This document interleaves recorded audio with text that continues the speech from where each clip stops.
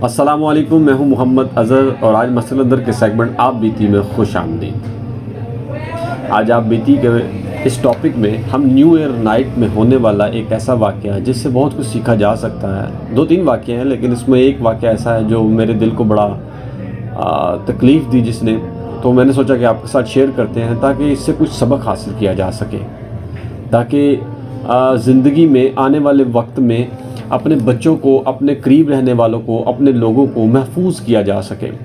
उसमें ये वाक़या ऐसा है कि मेरा किसी वजह से, वो भी वाक़या इंशाल्लाह मैं जल्द शेयर करूँगा आपसे, पुलिस स्टेशन में जाना हुआ। तो पुलिस स्टेशन पे मैं बैठा हुआ था तो एक वालिद साहब आए, तो वो रो रहे थे आंसुओं के साथ ना, बीमार थे, कांप रहे थे, ठंड थी तो वो कांप रहे थे। वो आए तो बैठे मेरे करीब, बैठ के मेरे पास बेंच पे। तो थोड़ा रश था पुलिस स्टेशन में, जब तक वो रश था तब तक वो रोई जा रहे हैं। मैंने पूछा, मैंने कहा अंकल क्या हुआ आपको? कहते हैं यार मेरे पुत्र ने ना जलील करा के रहा था। मैं बीमार आदमी हाँ, मेरे को उठा जाता नहीं पिया, तो ठंड बहुत है लेकिन जलील कराता है। मैं थोड़ा सा और मज़ीद इसको बढ़ाया बात को, मैंने कहा ज़रूर हुआ क्या है? कहते जी हुआ कुछ यूँ है कि सारे लड़के जो है ना वो मिलके न्यू ईयर नाइट पे फायरिंग का प्रोग्राम इन्होंने बनाया। मुझे तो पता नहीं, कहता मैं तो यही समझा सुता है, मेरी तो अपनी बीमारी का मसला सी।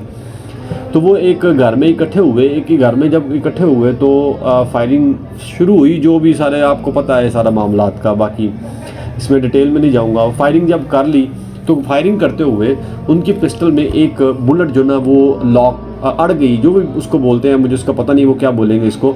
वो जो बुलेट है ना वो उसकी पिस्टल में अड़ गई।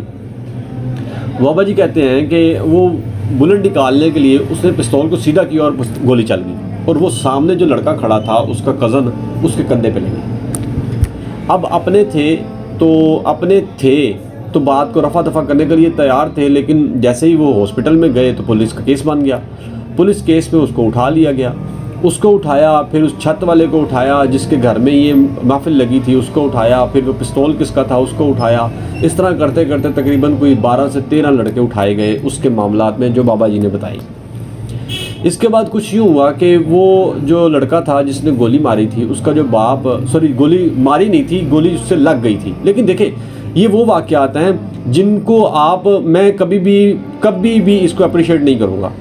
मेरे नज़दीक ये गलत है और गलत है। देखिए, आप याद रखिएगा, गलत तरीके से खुशियाँ मनाने से आपको सही तरीके का गम बड़ा ज़बरदस्त मिलता है। ये मेरा जुमला ज़रा दोबारा सुनिएगा, गलत तरीके से खुशियाँ मनाने से सही तरीके का गम बड़ी देर तक मिलेगा आपको, और बाज़ औक़ात तो दागदार करके जाता है, तो सारी ज़िंदगी कभी इसको नहीं भुला सकता। ना कभी इज़्ज़त पे दाग जाता है, ना कभी जिस्म पे दाग जाता है। तो ये बड़ी नोट करने वाली बातें हैं। तो खुदारा जो मेरे दोस्त में नौजवान सुन रहे हैं मेरी बात को, अपनी मोहब्बत को, अपने तरीक़ेकार को बेहतर बनाएं ताकि ज़िंदगी को बेहतर बनाया जा सके।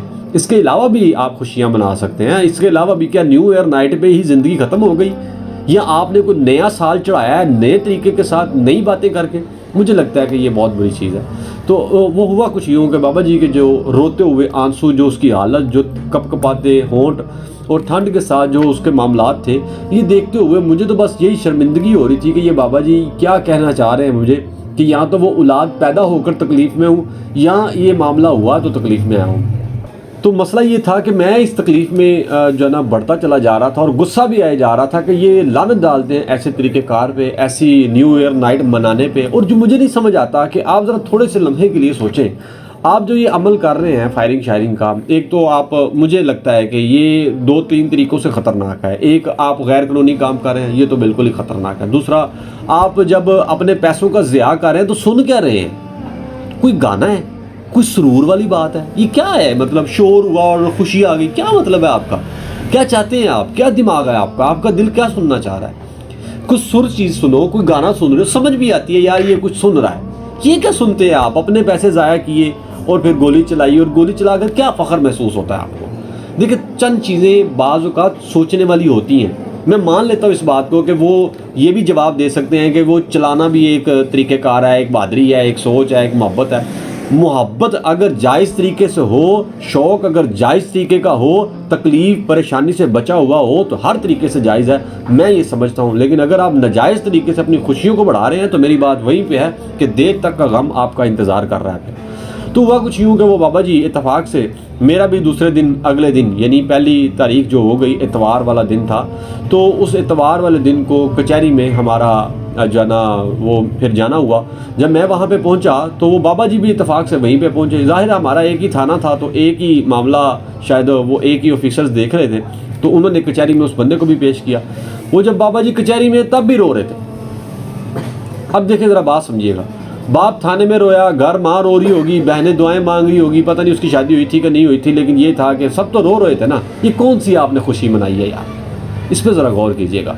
अब बाबा जी जब कचहरी पहुँचे, कचहरी में जब वकील से बात हुई, वकील ने उनसे पैसे मांगे राउंड अबाउट 9,000 रुपया। 9,000 रुपया वकील ने मांगा, 13,000 रुपया पुलिस वाले को दिया जो रात को उन्होंने उसको मारने से बचाया उसको। पता नहीं अब ये सच है तो झूठ मुझे नहीं पता, लेकिन 13,000 वो कहते हैं मैंने रात को दिया है, 9,000 रुपये मैंने कचहरी में दिया है। इसके बाद वकील साहब उससे पैसे लगवाए ही जा रहे थे, बार बार पैसे लगवाए जा रहे थे। तो करते कराते लुबे लबाब ये है कि उसकी ज़मानत तो नहीं हुई, वो उसका कुछ केस ऐसा था कि वो मतलब उसका कोई पर्चा ऐसा था कि उसकी ज़मानत फौरी नहीं हुई, बेल उसकी जो बेल नहीं हुई, और उसको डेट मिल गई अगले हफ्ते में, कोई दिन मिला मुझे शायद याद नहीं है, मैंने पूछा भी नहीं उनसे। वो बाबा जी कहते हैं कि ज़िंदगी का मेरा सबसे बुरा तरीन दिन आज है। मैंने पूछा कि क्या हुआ, ज़ाहिर है सारी सिचुएशन का पता था, लेकिन ये बात बड़ी अजीब थी। वो बाबा जी रात के मेरे साथ बड़ा फ्री हो गए थे, तो वो और बात बताने लगे। कहते जी मैं जो घरों टुर रहा था ना, तो 4-5 दिन बाद ना रिश्ता वेखने वाले आ रहे हैं मेरी बेटी का, और मैनू लगता है कि वो नहीं आएंगे। क्या मिला यार, गम देकर, तकलीफ़ देकर, बूढ़े बाप को कपकपाती सर्दी में वो आपके पीछे आ रहा है, क्या मिल रहा है यार? कुछ थोड़ा सा सोचिए। इस आप बीती में मुझे लगता है कि आपके पास बहुत कुछ सीखने को है। खुदा का वास्ता है अपने शौक़ों को बेहतर कीजिए। मुझे नहीं समझ आती कि आप किस तरह का अपना खुशी का इजहार कर रहे हैं। जानवरों से अगर इस खुशी को सीखनी है तो मुझे बताइएगा वो किस तरह मनाते हैं, ताकि मैं कंपेयर कर सकूं कि आपकी खुशी में और उनकी खुशी में कुछ तो फ़र्क है। अगर आपने गम ही लेना है तो मुझे लगता है कि जानवर आपसे बेहतर हैं, जो होश होते ही नहीं है शायद।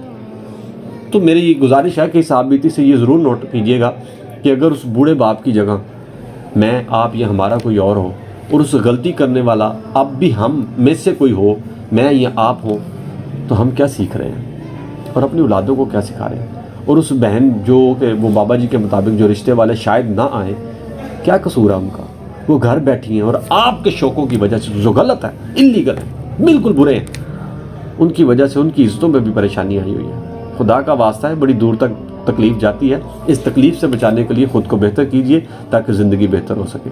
उम्मीद है कि आपको इसमें से कुछ ना कुछ ज़रूर मिला होगा। इसी के साथ इजाज़त दीजिएगा। अस्सलामु अलैकुम व रहमतुल्लाहि व बरकातुहू।